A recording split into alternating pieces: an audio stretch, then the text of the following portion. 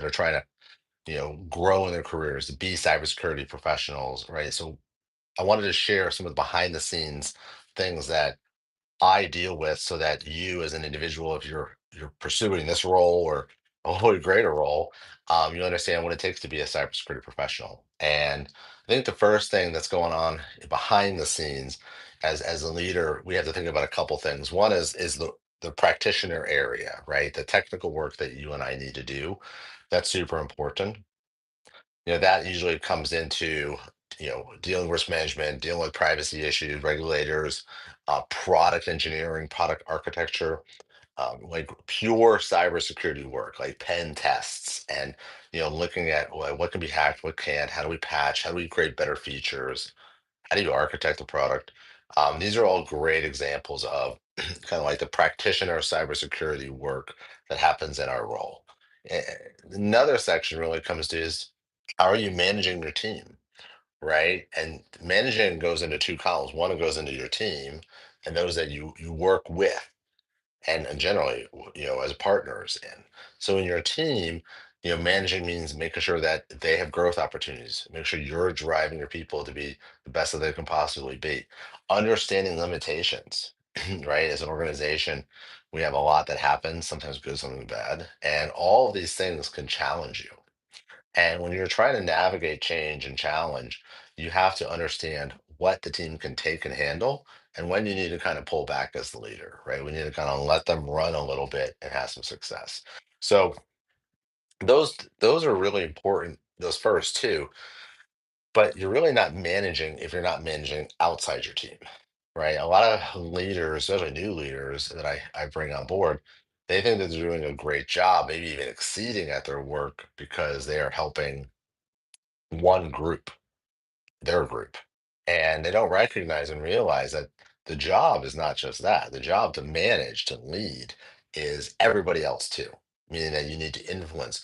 We need to put things in place and work with people so that way they are themselves better. So, influence, how do you influence? How do you lead? How do you create strategic opportunities for your people, for yourself?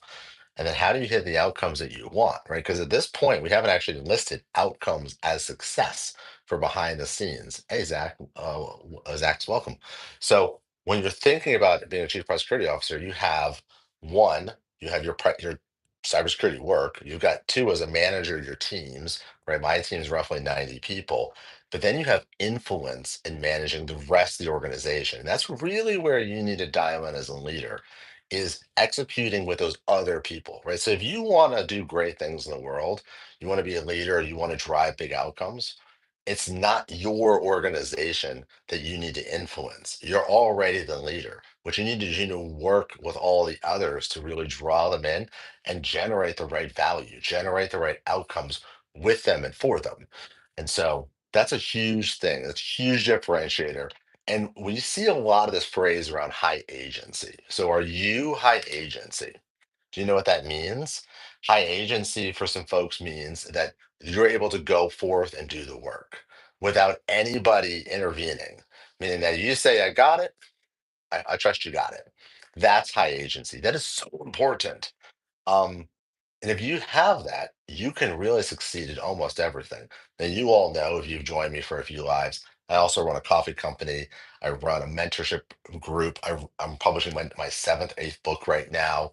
All those things are possible because I'm thinking about these other people, because I'm solving for their problems. And that's what you need to think about. But that comes from agency. And high agency is just the current word of the day that really means doing what you say. So if you do what you're going to say, and your say-do ratio, if you're a green belt or a black belt, that means that I trust that you're going to knock it out. And if you knock it out, thank you so much for these highs, by the way, really, really brightens my day. If you knock it out, your say-do ratio is strong, then you're going to get more.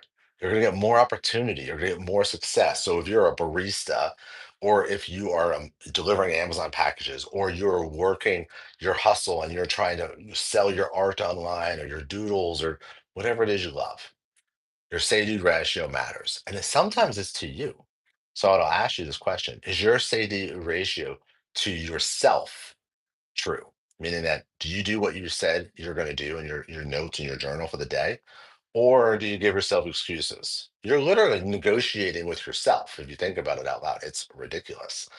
Like there's a great line that Kobe shared. He says, "What if I made a plan for the summer for the training? That's the deal I made." So if Kobe had made that mentality for himself, it was we don't negotiate the plan. You guys have dreams and goals.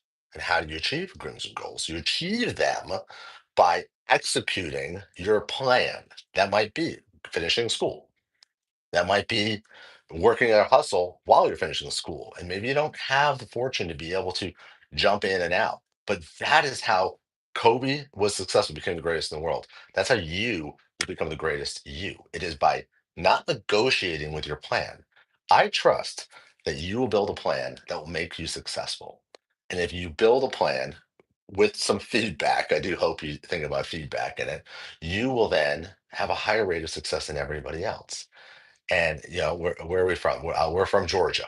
Um, and when I think about this, when I'm looking at my whole team and we're talking about it, their goals, I ask them for their due dates. When are you going to get this done? And I think that's something for all you leaders to really think about. It's a habit I've come up with, and then I want a date. Like if you say we're going to make sliced bread the best thing in the world, or we're going to ship the best product, or you've got this great idea, this great AI thing, amazing. When? When will we have something? Something we can look at. And if you do that for yourselves, put a date down of when you're going to have this, when you're going to achieve this outcome. That doesn't mean we're going to win. Might just be I'm going to work out every day for the next 30 days. Great, you write it down. Or we're going to learn AI, this part of AI, and we're going to make something unlovable. Cool, do that. Put a date. Don't negotiate the date. Meet your date. Now, don't do it the week that you're going to be on spring break with your friends or with the kids, right? Like, give yourself time, have life, put space in things there, but pick a date that is doable and have your team pick dates that are doable. A couple rules with that, and some things that I found that really help unlock. One, the dates cannot be the end of the month. So, no dates that have the end of the month.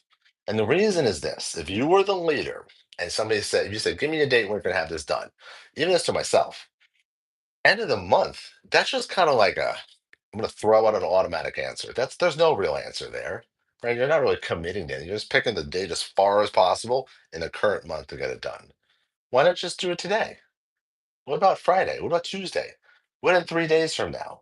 Why 16 days from now, or 20 days from now, or 30 days from now, whatever month we're in? And that's a tell. That's a tell for you. It's a tell for you as a leader that if you want your people to really, really succeed, have them really think about what it takes to do it. Because if you don't know, then it's unreasonable to expect the outcome.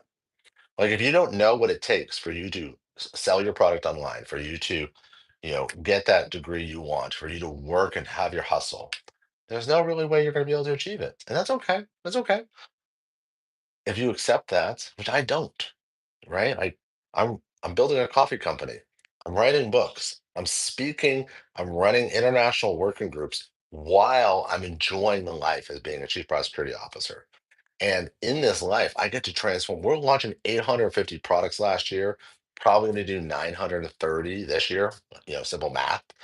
If you're launching 930 products in a year and you have a team of almost 100 people executing, they're all brilliant, right? They're high executing. We have the highest executing team. I'll say it, period. They're passionate. We had over 52 patent disclosures last year. You know how I know this? You know how I know how brilliant they are? I sat with them and I just saw the energy in their eyes. And all I had to do as the leader is get everything out of the way that was holding them back. And so behind the scenes, as chief prosecutor officer, when you're managing and leading, our goal is to unlock the potential of the organization. And that's what's awesome. What else is going on? Yeah, well, we have CISA, CISA. If you see it, CISA.gov, if you've ever had a product in the wild, and we've had products out there for decades, sometimes people configure things in an insecure manner. And we work with CISA to find the best way to communicate that to help people do a better job. We also want to make good products. Sometimes I work with amazing researchers from around the world that find things that you've never seen possible from a security point of view.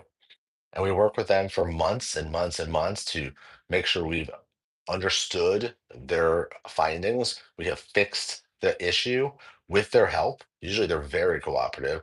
And then we make it better in the universe. So it's really good to have researchers that are really work cooperative. And cooperative means sharing their ideas, sharing their findings, it being relevant and meaningful to the population, and helping vendors and manufacturers. I mean, I make 900 some products a year right now, helping us transform our product and how we do things for the better. That's a good researcher. And so CISA has been a great force in the US to helping with that. There's others around the world. I encourage you as a leader to work with them. um, so that's been big. The other is we're splitting the company. So right now behind the scenes, we're trying to navigate how do you split the company? How do you handle with the HR moving people around, and are they getting all the best talent and this team isn't? Or is this team mature because they've got the workflows, but we're moving the leaders over there, right? All these things are super challenging. So this is what we have going on. This is the work that it takes to run the high performing organization. Um, Appreciate you guys jumping in. Lots of great hellos. Grateful for everybody here that said hi. And I will be working on doing this every day. We have a book coming out, so I'm basically going to do lives and share everything that's about the book and in the book. So that way, if you're present, you get to get all that for free. And if I can provide more value, we'll do that. I'm also looking at setting up like a free community.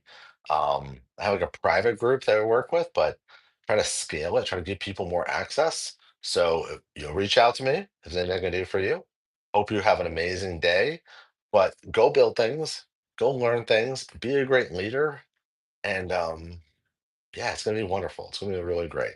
And so the point of these lives is to share things that are happening in the moment to give you as much value as humanly possible. I'm trying to watch the Q&A. I actually don't I haven't figured out the buttons yet, so good luck to me. And yeah, have an amazing day.